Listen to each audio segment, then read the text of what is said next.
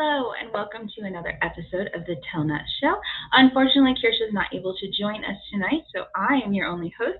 I'm Julia J.K. Allen, writer and editor, and I love to sprinkle a little bit of magic in everything I write, regardless of genre. Our guest tonight, I'm very excited to introduce, is Wesley Crosby. Wesley is a fantasy author and band director based in Southern Alabama when he's not conducting ensembles or composing his own original music. He's crafting rich, imaginative worlds filled with magic, mystery, and adventure. His love for storytelling is only matched by his passion for music, both of which inspire and influence his writing. Thank you for joining us tonight. Thank you for having me. Thank you for having me. Yes, no, very excited. Tell us about your writing journey. What got you started and what does it look like so far?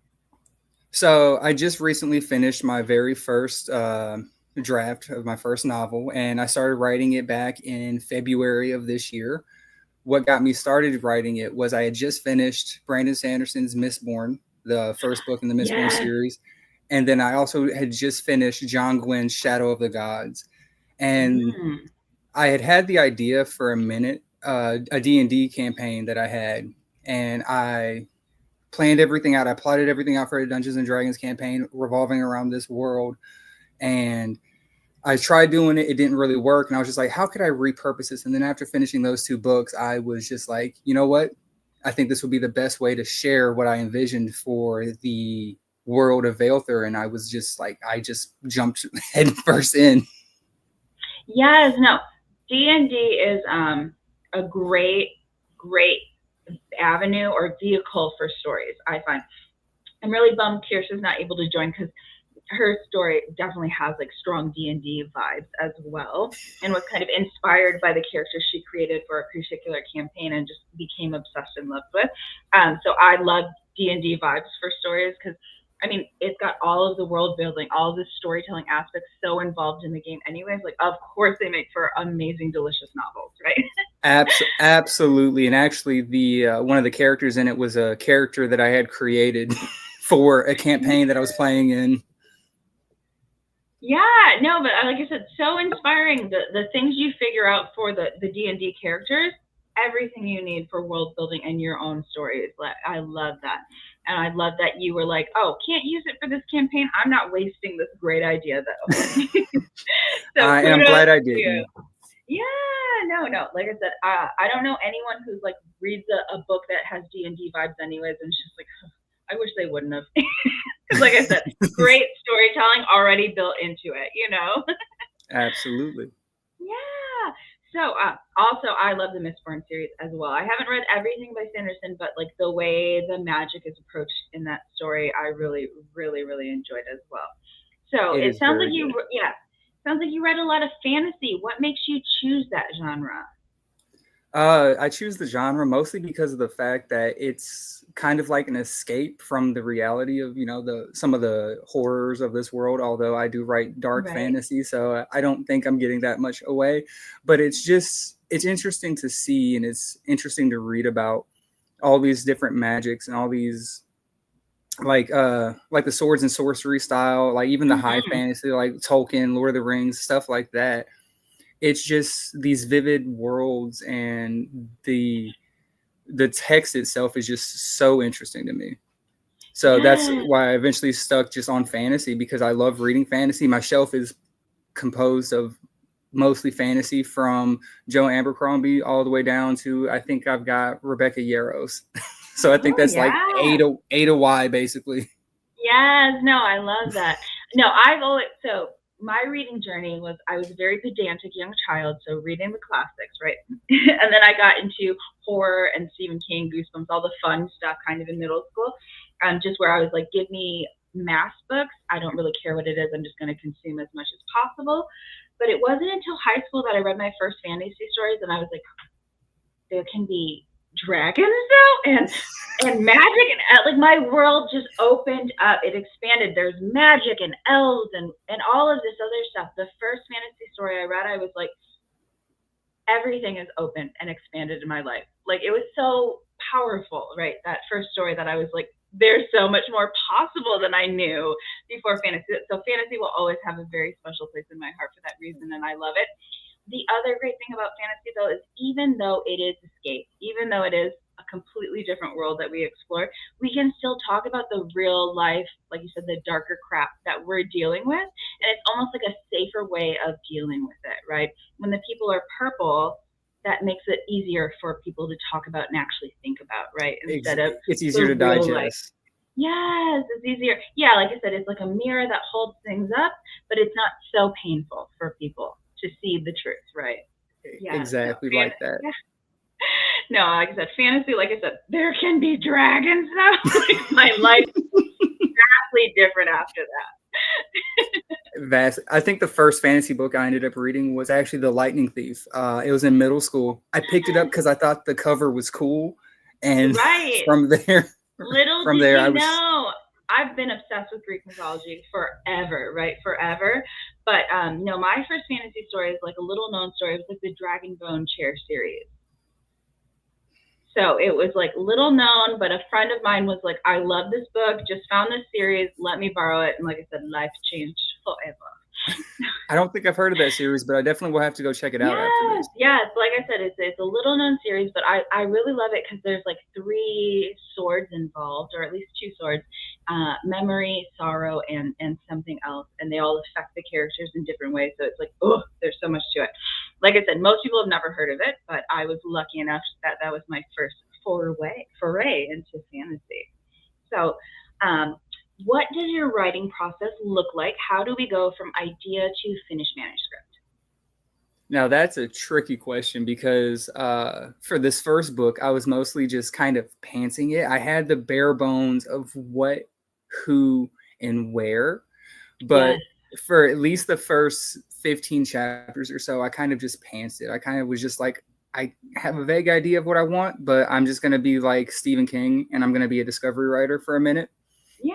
And then the rest of it will have to get worked in. After about chapter 15 or so is when I started thinking about like, okay, what do I want to happen in later chapters so that way this all ties Mm-hmm. in and it doesn't feel so disjointed. And Right. so that was definitely something I had to figure out. But mostly it was discovery writing, the pantsing for that beyond the Yeah, initial I idea, mean, of course. well, but still, you had developed the characters, you had developed the world building aspects of it, so it wasn't completely like you just jumped in and did nothing, right? Uh, I mean, I had the world. I wanted the Yeah. world, how I wanted the world set, but I kind of had to tweak things and make things more appropriate for the storytelling aspect rather than the okay, this is a Dungeons and Dragons campaign Mhm. setting. So I had to Yeah. retweak everything, and some character motivations got changed, some people got thrown out, some people got added in. It's just the luck of the Right. draw on it, really. Right. Um, So I love asking writing process questions though, because like that was something that I always thought that I knew about myself, and it wasn't until it wasn't working that I was like, wait, let's think about this again. Because I also was one of those. I'm a discovery writer. I'm a pantser. I don't know what's going to happen next, let alone the end. And then I realized like I'd get to chapter 13 every time and just kind of fizzle out because I didn't know what happened next, right?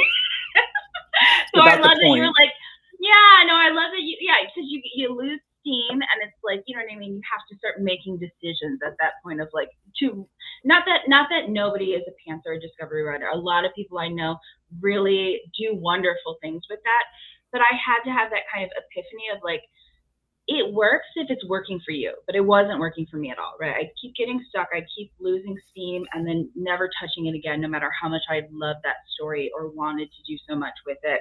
Um, and so I was like, okay, it's time to try something different and like look into the writing process and what it could be. And so I started with like, what is the snowflake method and things like that. And then I kind of figured out what works for me, like loose outlines. Like I'm always like, what's the action happening? What's the conflict that creates? And what goals do I have for this chapter? If I don't figure out anything other than what do I want to do in this chapter, that helps me so immensely much of being like, well, I need to develop the relationship between these two characters, or I need to do some foreshadowing or put this plot device in. Because like I said, otherwise I would get really bad writer's block or just be like staring at the screen with like existential dread, like cursors moving, no words are Oh, coming, right? it's the worst thing. Yeah, Writer's it's block is so the worst thing. so debilitating. Yeah. And the other great thing that I noticed about like kind of having that loose outline too is if I was like, I'm not feeling the next chapter, I'm feeling sad today. Let's write an emotional scene where I can access and kind of process that through the story. Or I'm in a great mood. Let's write the exciting fight scenes or what I'm really looking forward to writing. I could kind of jump around a lot more because I knew what the chapter had to be, even though I didn't write the chapter before it. So that was really freeing for me as someone with ADHD who likes to jump in between 3 projects anyways. Knowing I could jump around the story made it so much easier to write things out. I might have to try that out because currently, I mean, I did outline the second book that I'm writing, and I have a pretty good Yeah. working outline, and I think I enjoy it. I haven't figured out the correct method, or at least my correct method for outlining just yet. I haven't tried the snowflake method yet. I'm using kind of like a plot point kind of outline where, you know, part one, part two, part three, point four, and then I have the different branching things coming off of it.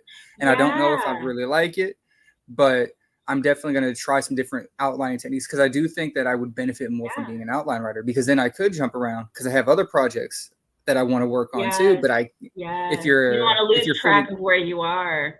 exactly, and I would definitely lose track of where I was if I was just discovery writing all the time. Right, right. And that's the thing. Like I said, it works so well for so many people. I just was like determined. I was so stubborn about it. Like that's who I am as a writer. It really am not. Really am not. So I love talking about it. And I also find too with every project your process is a little different. Every story, even in the same series, I'm doing things a little different each time to make it work for that particular story for myself in that period of my life too.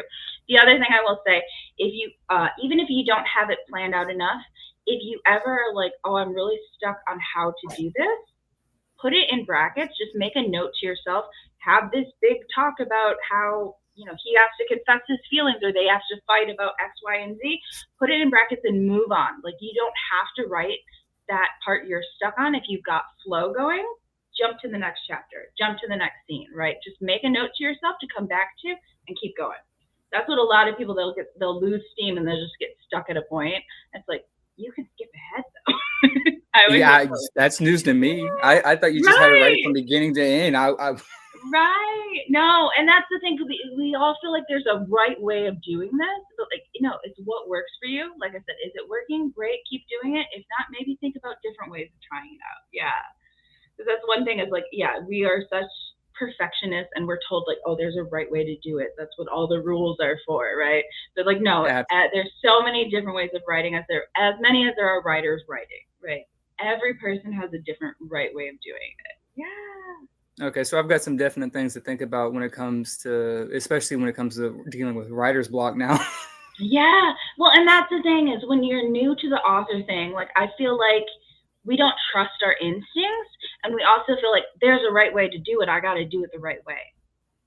Like that's just so embedded of like the imposter syndrome that is so inherent to every writer I know. You feel like you don't know what you're doing, so you don't trust yourself to try the things that are going to work. But I'm always like, work with yourself, not against yourself. Like, work smarter, not harder, right? It doesn't have to be hard to be valuable in working, because that's something I had to learn my whole life, right? Of just being like, it doesn't have to be hard. That's what I try to tell my students. Yes, yes. Be as kind to yourself as you are to your students. Yeah. Oh, no, but like, yeah, that was one thing I liked on writing by Stephen King. I enjoyed the memoir aspect of it all, but I was like, if you're not a pantser, it does not apply. His toolbox does not apply. Nothing he says applies if you're not a pantser. And so I'm just like, a great book on writing that I really enjoyed, Bird by Bird by Anne Lamott. I think it's Anne Lamott. Bird by Bird, because she talks about what to do when you're scared and that's blocking your creativity. You know what I mean? Things that I'm like, I need this information. She just breaks down wonderfully in her book. Okay, I'm definitely gonna have to check out that book as well. Yeah, no, because so I'm writing in that. There are gems in On Writing of him being like, write with the door closed, open it for editing, right? Don't think about other people in the creative process. Only consider what other people will think as you're editing, right? Which is great.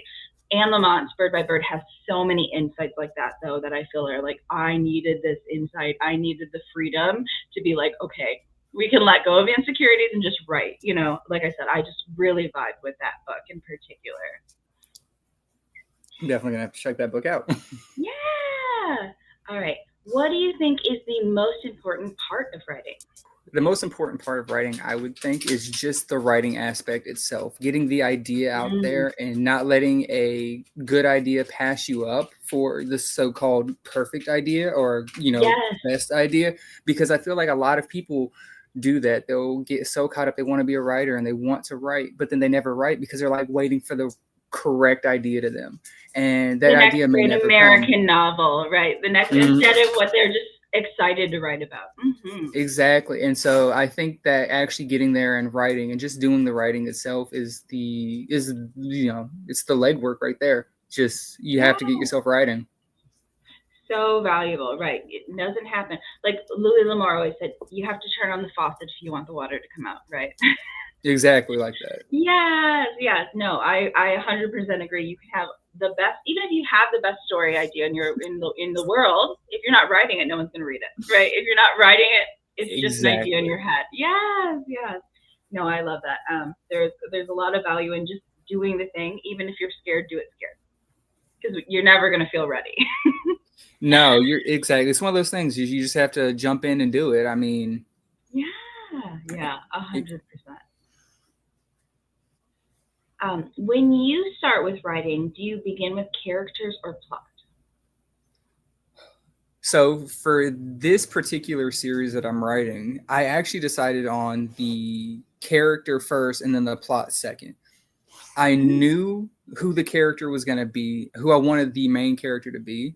And I kind of then tailored the plot around him because I had to restructure my whole Dungeons and Dragons campaign setting. And kind of like the storyline that followed to fit a more to fit a narrative that would surround a fantasy context rather than just kind of be Dungeons and Dragons, campaign turned into a story. So I actually ended up starting with the character first, and then I moved on to plot and how I wanted the plot to go. And then writing for 3 points of view is not the most fun thing in the world, but that I got through it. Yeah, no, kudos for getting through it. I am a character person anyways. Like, that's what I fall in love with. The plot is, I think if you have great characters, you can kind of have a so-so plot. Whereas I think if you have a great plot but so-so characters, it doesn't work for me as much, right? So I always start with characters anyways, of being like, this is who I want to explore and show. And then what happens to them based on, because the other thing is, like, I would say if you get stuck with plot, like what should happen next, think about the character's motivations, and that'll tell you what they do. So you have 2 people, they both want to win a singing competition, one because they want to be rich, powerful, and famous, the other because they want to feed their little brother and they have no other skills, they feel. They're going to make very different decisions in the moment, and it's going to tell you what the plot is. So knowing what their motivations are. So it's like, that's really helpful. You can do a lot just with characters, I feel, because I'm always like I said, the plot comes and goes. I can take it or leave it. It's not as important. I don't need car chases. I don't need big explosions, because that's another thing that a lot of new authors will do, where they're like, I need the hook to be exciting and get people drawn into the story. So they're like, Mom dies on a plane crash. Well, I don't know the character, let alone their mom. Why would I care, right, as a reader? It's more important to get the reader asking questions about the character, about what's going to happen next. That's what gets you to care about the characters and be like, I need to know why they're doing laundry and they're like so upset. Why are they so upset doing laundry in their house? It's not exciting to do laundry, but if I need to know why they're crying about it, then I'm going to keep reading. Exactly. You got to care about the characters first before you can really care about the plot. I feel like that's especially true in fantasy books, because I know a lot of authors love to do their exposition dumping in the beginning of their fantasy books. Yes, say hello, Boone. Yes, you're such a cutie. I'm just over here. But a lot of authors want to exposition dump in the first couple of 100 pages or so, and Yes, then by the time you get to the actual character development, people have put the book down and given it a 1-star or right. 2-star review on Goodreads, and we don't want that. So you Yeah, have to make yeah. sure that you're building characters that people care about. Right. And like I said, if the plane crash happened and mom dies, that's okay if I care about the character and how important mom was to them, right? Yeah, Exactly. no. But that's a great point. When we do the info dump and the exposition, it doesn't work when we don't care about the character enough to care about that exposition. 100%. 100%. Exactly. Yeah. Okay, you're being a camera hog. Yeah, he's being so needy. Ah, what a cutie, though. I'll forgive it. Okay, this is one of my favorite questions to ask. Who is your favorite author, and what do you think they do best? Oh, so I And you can think pick more that than one. I don't okay. like to limit people because everyone's like, I can't pick one. It's probably a 3-way tie for me currently at this moment, and I say that because my favorite author might change day to day. Just like if somebody were to ask me what my Right. favorite song or my favorite piece of music is, that might change depending on how I'm feeling that day or what I feel about a Yeah. particular piece of work.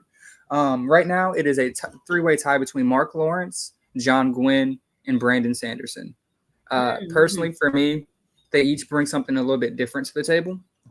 Mm-hmm. Brandon Sanderson, obviously, he brings his unique magic systems and his world building to it. Yes. I have not yet read the Stormlight Archive. However, that is definitely something I will read. I've read Mistborn and I've read Tress of the Emerald Sea, and I loved both of those. And he just has a unique way of writing that I wish I could write more like, honestly. John Gwynn, his prose is immaculate to Mm. me. He strings together words, especially when it comes to his action scenes. He strings Mm-hmm. together words in creative ways that I didn't think was possible and creates these long, flowy passages that sound amazing in your head or on the audiobook. And Yeah, then just magician level wordsmithing. exactly. And then Mark Lawrence, I recently got into him. I read his Broken Empire trilogy, and he, for me, embodies kind of like that grim, dark fantasy vibe Mm-hmm. without overstepping him being too visceral and too Oh gory. yeah. He like toes the line, and for me, that dark fantasy, it's perfection for me. Yeah, there is an art to it, right? Because like there's certain things that I just stopped watching, stopped consuming because I'm like, you're doing this for shock value at this point. You were it was a great show up until that point where I'm just like, now this is just how much can we get away with? How can we surprise people? Not because it's a good plot point or a good twist, but because it's so shocking, right? That's where I'm like a pet peeve. It gives me the ick. I want nothing to do with it. Um, but like I don't remember where I was going with that. Anyways, I love that it is an art though. That's where it's going. It's an art, right? Of being like this is depth and dealing with the issues that need to be towing that line, like you said, of like we need to examine this about ourselves in society or whatever it is, but not just being like, oh, shock value. Here's some gore. Here's some viscera, right? We're gonna paint the walls red rather than make you care about the like horrific things happening. Exactly. Yeah. And I feel like some authors might be able to pull that off and actually make a point, but I feel like that's going to Mm, be very few and far between on that. The shock value right. plus the making it matter. Yes. But Yes. that's going to be that would take a very special author, and I haven't yet to read Yeah. that one yet. No, no, that's how I feel about it too. I'm like, you're going for the low hanging fruit of just when you're going for shock value, right? It's like there's no depth to be that bite, right? It's like biting. I love lemon, so this may be a bad example, but most people when they bite a lemon, they're like, this is just sour for no reason other than to be sour, and I don't like it. It's like that's what I feel like the shock value is. It's like it's just a strong flavor that makes you go, oh wait, but it doesn't give you anything. Exactly. There's no substance behind it. Yes, that makes you. Yeah, 'cause you want to think about why it's so. That's why I love like psychological horror, right? Because the slashers are fun, right? Especially watching a movie that's a good slasher film, like even the Fear Street ones that they came Oh, I out with. love the Fear Street Really, movies. yeah, it's so fun, so fun. I love them, but it's just like if it's just a slasher, you don't get as much psychological. Like my favorite stories to write in horror, human as a monster. That's what I love exploring. What makes humans the worst monster that can exist, right? Because It's so that's like where the Scream. true, that's where the true terror comes in, and you're just like, that's what creeps me out the most. So I love doing things like that. But I'll have to check out that author that you said because he does the art of towing the line perfectly. I'm gonna definitely have to check him out. So thanks for the He rec. is definitely good. Yeah, no, I love that. All right, what have you learned from the writing process? I've learned that it's hard. I've learned that the Yes. writing process is extremely not only mentally taxing, but it's also physically taxing. It is one of those Yes. things that it's not a you get done in 5 minutes or 5 days or even, it takes months for you to have a completed project.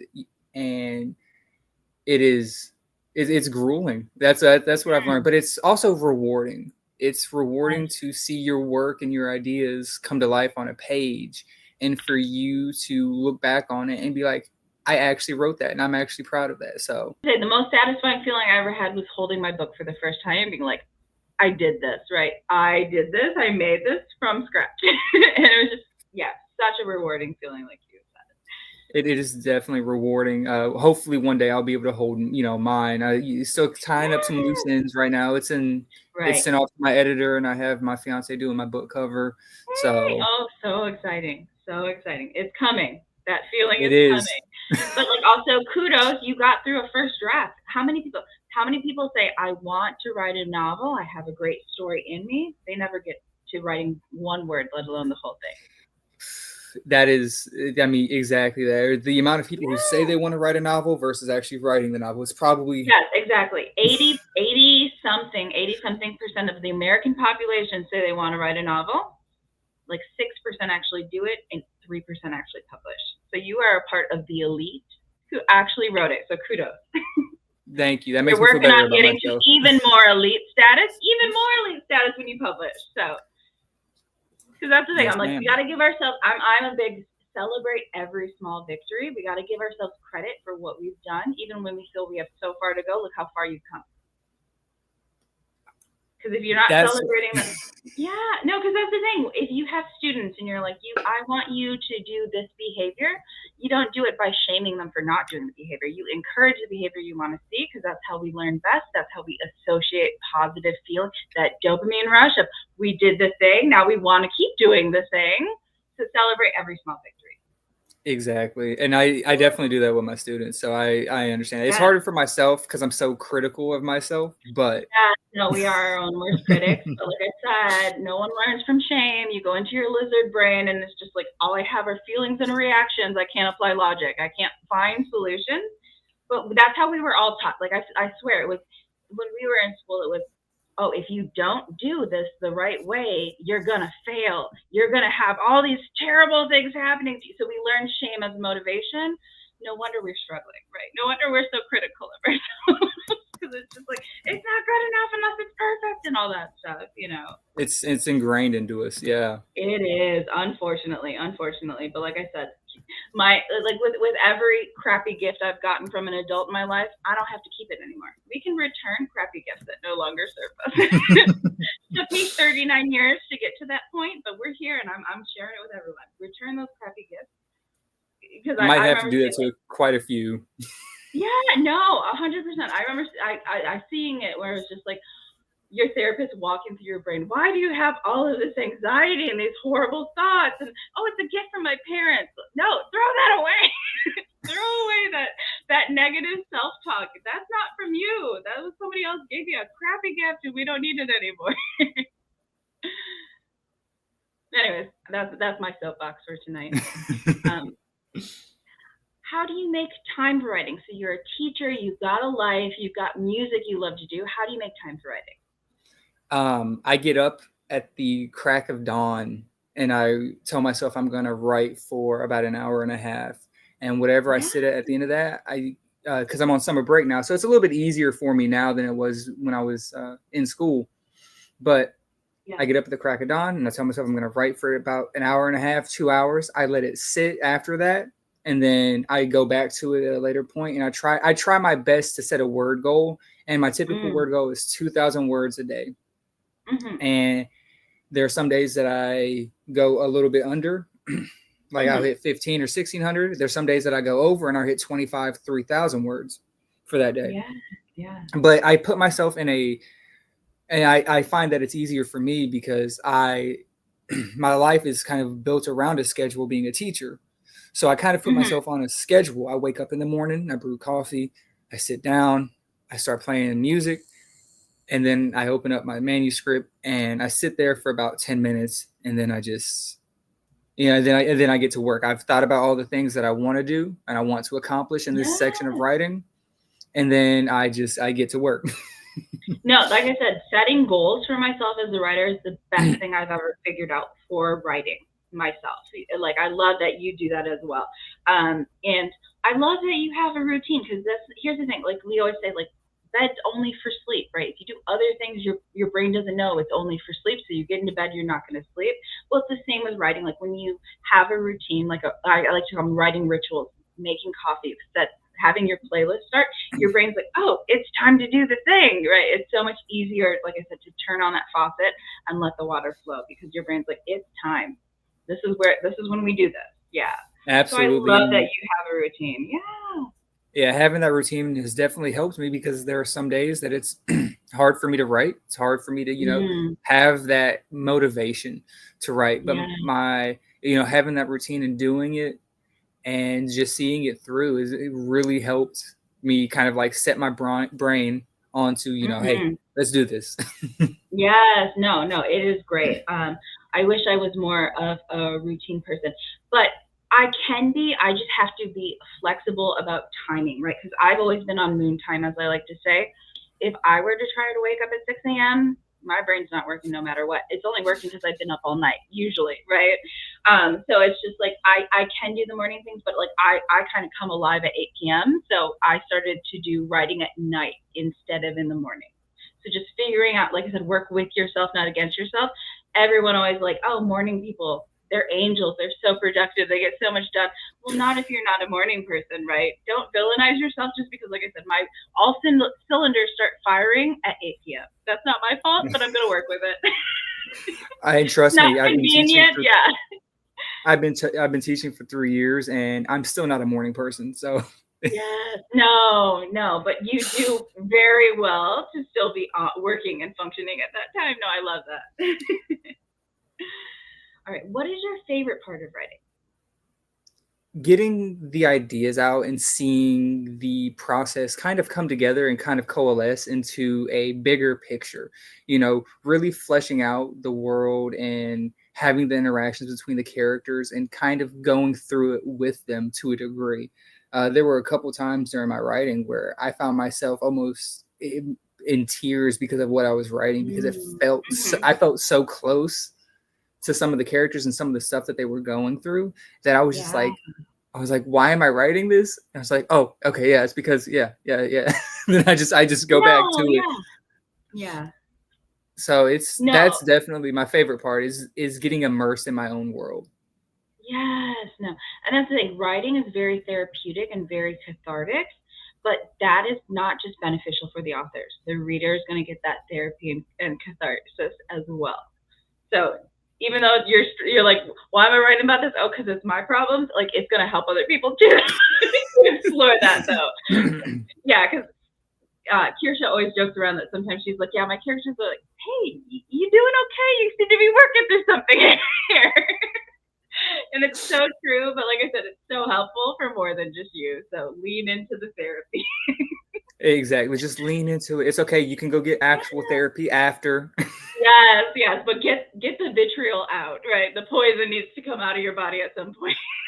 You have to acknowledge the problem first, and then you can go get help Yes, for it. yes, and then we can get healing for it. No, I love exactly. All right. So, what is your least favorite part of writing? That is kind of a two-parter for me. So the first Mm-hmm. one is the blank page. I struggled with that on my first novel so much. And I think that has to deal with the fact that I was trying to pants it, especially the first like Mm-hmm. 15 or so chapters. Mm-hmm. And getting to that new chapter and not really knowing where it was supposed to go to me or where it was going What in you general needed it kind to of go. exactly it kind of stumped me, especially jumping around on points of view. It's not like I could just continue from the last chapter. It's like, no, there's a whole new thing happening with this person, this character Right, here. right. And so that kind of threw me for a loop. So the first page, that one kind of hurt me a lot for a bit Mm-hmm. there, and then the writer's block. That is my least favorite part, especially when you Yeah. have that flow going and you're trying to get into the zone, and then you lose everything. Like everything you thought about five Right. minutes ago, everything you thought about last night before bed is just Yes. gone. hmm The other thing too is if you need to research something, like I said, put in brackets and use a word like rabbit or elephant, something that's not going to normally be in your story, so you can find them later. Just Control F, look for all the rabbits, then you know what to research later. But you don't get stuck in the like Google hole of it's been 3 hours and I don't even know where I started with research, but now I've lost all steam. You know what I mean? So like yeah, brackets and move on is like I live for that because I'm like, I'm I definitely don't gonna want to have to think do about that. this yet. Yeah, I don't want to think about this yet. We're gonna keep going with the steam because yeah, like you said, when it fizzles out, you forget not only what you were gonna do next, but like what you've been planning for the last few days, and it's just like, oh, I don't want to lose that steam. It's bad. It's bad when that happens because Mm-hmm. then you feel so down. Defeated. You get down on yourself. Yeah, you feel Yeah. defeated. Yeah, it's more than just taking away momentum. You're just like I've lost the magic, and I'm so mad at myself for doing that. Oh yeah. It's happened more than once to me. Yeah. Oh my gosh. Just keep encouraging yourself. Keep encouraging yourself. All right. What influences your writing? Ooh. Well, definitely Dungeons and Dragons. A bunch of that's probably the biggest influence in my writing, and I'm gonna stick with that because of the fact that I just love the world of Dungeons and Dragons. I love what they've been doing. I run Right. in several different campaigns. I run a campaign, and I'm in several different other campaigns, and just the creativeness and the worlds and the fantasy of that influences my writing on its own. But then Mm-hmm. also I'm influenced by some of the other authors that I'm reading. So I mentioned I'm reading John Gwynn. I was finishing up his Bloodsworn saga right now, and that's influenced some of my writing in terms of the way that Good. I write my action sequences. And I'm trying to not necessarily copy, but kind of get the same flow and the No. same kind of idea. Brandon Sanderson, obviously, big influence for me because of his unique magic systems. I was able to create my own kind of unique magic system that is Mm-hmm. unique to Vailther and themselves. So I felt pretty cool, I guess, doing that. Yeah. No. No. That's awesome. Here's the thing. It gets a bad rep, but everyone says great artists steal. That's the whole point. Why do we read other authors? To see what parts of their writing that we love or we don't love, to borrow parts of their style, their voice, and make our own. But how do you start? You start by copying, right? You start by saying, I love their word choice. I love their poetical, lyrical language. And so you borrow it until you can make it your own by adding in all these other little pieces. So great artists steal, never feel bad about that. You're supposed to. The best way to make Absolutely. your own. Yeah, it's your best way to make your own writing voice and style. Yeah, and like I said, it's so valuable when you learn to start reading as an author, of being like, what works about this sentence, this idea, this plot point, and what doesn't. What can I use? What can I learn from this? And what do I know not to do now because I don't like it in this story?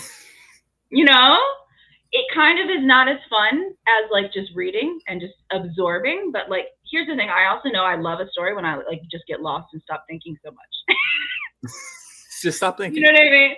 Yeah, no, and that's the thing. I'm like, it sucked me in. I didn't even think about analyzing it at all. It's a good story, you know, for sure. Because I was an English major in college, but like before that, I was an English major. I was like I said, reading canonical classical literature in elementary school, being like, let me figure it all out, right? That's just how my brain has always been. So when I can forget to do that in a story and just enjoy it, I'm like, this is a good one. Sucked me right Exactly. in. Yes, yes. No, I love it. I actually love Kirsha's books so much because when I work as her editor on them as well, and I just will be like forget to edit just because I'm like, what happens next? I just need to know what happens next, and then I got to go back periodically and be like, okay, now we're gonna edit. You got to read ahead first and then edit. Read Yeah, I ahead, got to then read for edit. fun and then go back and do the work. Yeah, exactly. All right. So you said writer's block is the worst, which I agree. How do you deal with it when it happens? The way I personally deal with writer's block is I give myself a 10 to 20-minute break from whatever it was that was stumping me. I actually just I walk away from it. Sometimes I'll even turn off my computer. I will completely walk away from it. I'll listen to some music. I might play some of my video games. I might, you Mm-hmm. know, play with the animals. I'll do anything to get my mind off of the story itself, because if I sit there and I try to brute force it, either the writer's block is going to get worse or whatever I come up with is going to be crappy. And I Yeah. don't want either one of those two things to happen, because the first one would leave me frustrated. The second one would leave me feeling really defeated. So Yeah. I think for me, walking away from it and just giving myself that peace of mind for 10, 20 minutes, sometimes longer if it's one of those really bad ones, is the best thing that I can do. I love that advice. I love that advice because you're right. You can't force it, especially if it's because you're burned out already, right? That's the thing. You got to, where is this writer's block coming from? Am I forcing the story in a way that doesn't make sense or isn't right for the story? If so, where do I backtrack? Where did it go wrong? Am I just burned out and tired, right? Then, like, give yourself a break. Pushing through burnout makes it last longer. So I love that you take the pressure off of fixing it in the moment and just say, I'm gonna play with the dog. I'm gonna think about something else because like the other thing is like doing something like that, your subconscious is still working on the story, even though you're busy with your hands doing something else. That's how you figure out how to fix it.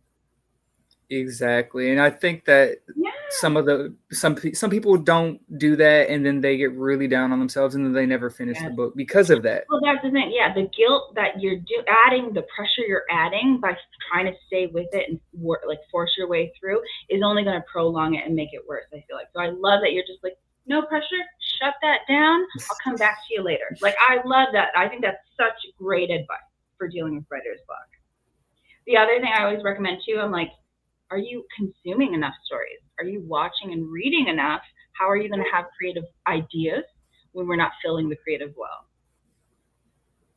That's a really good question. I hadn't thought Yeah. about that. Like, yeah, Well, I've yeah, because like a lot of writers are like, I have to work on my story. I have to work on my story, but that can be detrimental if you're not getting fun stories in that you're just eating and using too, because that's how you generate ideas, right? Is other people's storytelling will inspire your storytelling.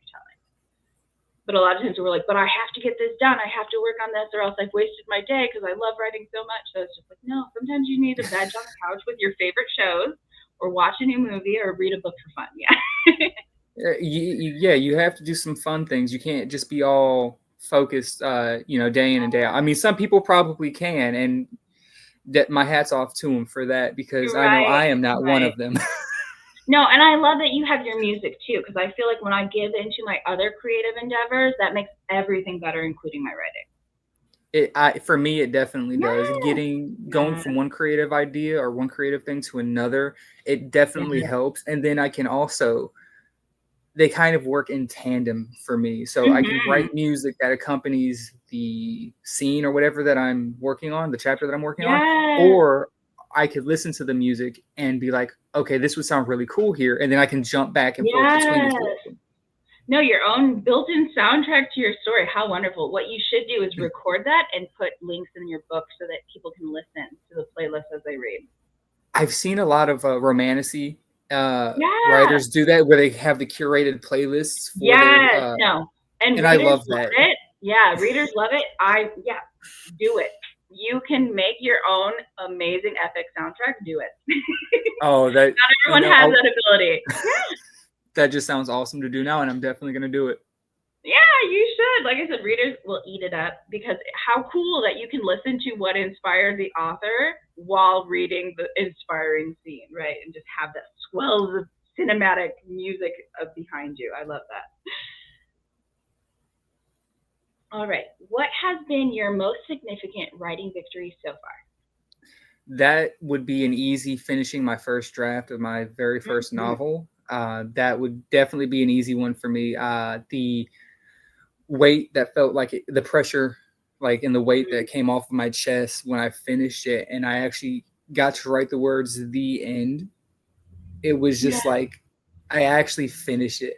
I, I Yeah. like because I didn't No, think I'd get to kudos. that point. I didn't think Right. I'd ever get to that Kudos. point Yeah. because I was, especially in such a short time. I wrote Yeah. about 119,000 words in the span of 4 months, Oh, and wow. Yeah. while teaching, it was a bit of a struggle to do some days. I was staying after school Mm. for about 30 minutes to an hour to write. I'd write more when I got Mhm. home. Some days I'd have 500 word days, other days I'd have Yeah. 3,000 words days. But getting to that point, it was just like, I can't believe I've actually done this. Even if, I never decided to publish and I did this just for myself, I can at least say that I wrote a book. I can say that I Amazing. did Yes. that. Not only did you do the amazing thing of writing a book, you did it while being a teacher. Are you a superhuman? That's all I have to ask. Being a teacher is so taxing, so difficult. Like I tutor and so it's, I have a handful of students compared to all of the students you have, but like it's not easy work. It's not easy on your brain work, right? So It like is the not. fact that you had brain power left to write a novel in 4 months, kudos. I am so impressed. Like I aspire. I aspire because like I'm like, oh, I can knock out a story pretty well if I haven't been writing consistently, right? I can write a ton of words if I store it up, and then finally sit down and do it. So kudos to you. You did the hardest thing while in the most difficult situation. It was not easy. That is definitely for sure. Especially because, like you said, Yeah. uh, teaching it's taxing physically and mentally, and even Yes. more so when I'm teaching kids to hold instruments and I'm teaching kids to Yeah. play. It's definitely something that's taxing, but Well, and um, music's not easy to learn or teach, right? It's so it much. is not. That's why it's so rewarding for kids to learn. It's just as important as learning new languages or math, which I hate that nobody recognizes or acknowledges. So like very valuable work, but not easy. Not easy to give them that skill and thinking. Yeah. Exactly. And I think it's a good creative avenue, but I also had a really strong support system with my fiance and my mom. They definitely Wonderful. supported me, every step of the way with writing the book. They kept giving me them gentle nudges like, hey, you've got this, don't give up. You got this. Yes. They kept giving me Yeah. those gentle nudges, which was needed some days. We definitely Mm. needed. No, for sure. And I always feel bad when people don't have that built in support system because it makes a world of difference when you do. Yeah, yeah, 100%. All right, this is my favorite question to ask. What is writing advice you hate? Writing advice that I hate. And Mm-hmm. this is going to be a blanket statement. Yes. The blanket statement being I hate the writing advice that someone tries to give someone about a correct or proper way to do something. Mm-hmm.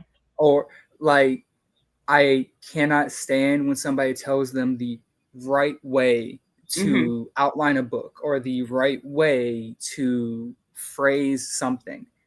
Right. That is what they would do, but just because that's what they do, it does not mean it will work for the next person. Mm-hmm. And the people who try to push those as like norms and like Yeah. those Right. ideas, they're hurting the writing community rather than helping the writing community. So that piece of advice, like Right. just anybody who is so dug in on their heels Mm-hmm. at like something has got to be done right. And I fall victim to this because I feel like there Yeah. are right ways to do something. Mm-hmm. I say that that's what I feel. So like, okay, so 2,000, 2,500 plus words per chapter, that feels right to me. And Mm-hmm. that's kind of like the vibe I've gotten, doing some research. It doesn't necessarily make it the correct or only way, but Right. Right. that's something that I struggle with. Is just like I'll go look something up and people are like, yeah, about 3,000, 4,000 words per chapter for a fantasy book sound, that's normal. Yeah. Yeah. And that's the thing. And A lot of us, like I said, especially if you have neurodivergencies, which how many writers, like I said, have ADHD or are on the spectrum, we have that all or nothing black and white thinking of being like, somebody said it's right. I have to follow what people know. They know better than me. They have more experience in this than me. And you get into that strict, rigid thinking of being like, well, people like this for a reason, so it must be what I have to do. Because you got that all or nothing thinking, all that black and white thinking. So I love that you're like examining it and being like, no, wait, there's no right way of doing anything. We can be open-minded and let go of some of that rigidity. We can. I fall victim to believing some of the right or wrong, the right and wrongs kind of thing. But like for overall, I think it's just bad advice to tell somebody else what is correct and what is wrong. Right. No. And I've been victim of giving that kind of advice, of just being like, I want to be helpful. Here's what I've learned to be right. And then presenting it as like, but this is the right way of doing it. I know in my blogs in the past, I'm like, I'm sure somebody was reading this like, who are you to be an authority on this? That's the other thing I love to say, like, according to who, right? Everyone, like all my therapists are like, don't should yourself, right? Because it should according to who. Like, who are you to tell me that I should be doing it this way? That's your preference, right? That's how you prefer it. But there's no, I don't need to do it that way just because you prefer it, And that's, exactly. I love that you apply that to writing advice as well. Yeah. Because one shoe does not fit all. No, 100% does not. All right, I want to give you the opportunity to let our audience know more about where they can find out more about you and your books online, socials, share your covers, talk about your stories, anything. Well, you're still working on your cover, but do you have socials or a website or anything like that? I do. I have an Instagram at Eugene Rights the Wrongs. That would be the Instagram. That's about the only thing that I have right now for my book itself. Right now is just my author Instagram account. Everything else is kind of like, the personal Instagram and stuff like that. Yeah. And unfortunately, no book cover to show just yet, but I'm hoping here soon actually to, fingers crossed, I've sent off some query letters to some literary agents, and hopefully, maybe one of them gets back to me with some good news. Yes. No, exciting. So, it's so exciting. Love that. So, like I said, we just like, I'm used to saying the covers thing, and then I was like, oh wait, you just mentioned you're still working on that. Like, how exciting that your fiance gets to work on that for you too. She is so excited, and it looks so pretty, and I wish I could show it. I wish I could show it, but she's very from an artist point of view, it's not done. How dare you? Yeah. I'm like, this looks gorgeous. And she's like, it's not even close to being done. All right. So the potential is going to be even more surpassed. I love it. All right. Well, thank you so much for joining us tonight. I absolutely loved our conversation. Thank you for taking time on your busy schedule and joining us. Thank you for having me. Yeah. Definitely. This was fun. This was definitely fun. So glad it's not torturous. Yes. And thank you to everyone listening along at home. Remember, there's more than one way up the mountain. If you're interested in being a guest on our show, you can find us on social media at The Telnut Show or email us at thetelnutshow@gmail.com. Thanks again. Thanks again for listening. If you enjoyed the show, consider subscribing and liking. We appreciate all the support. Julia J.K. Allen is an author, editor, and coach, and can be found at hijinksrudder.com. Kirsha Fox is an author, avid reader, gamer, and mother to 4, and you can find her at kirshafox.com. Thanks, and see you next time.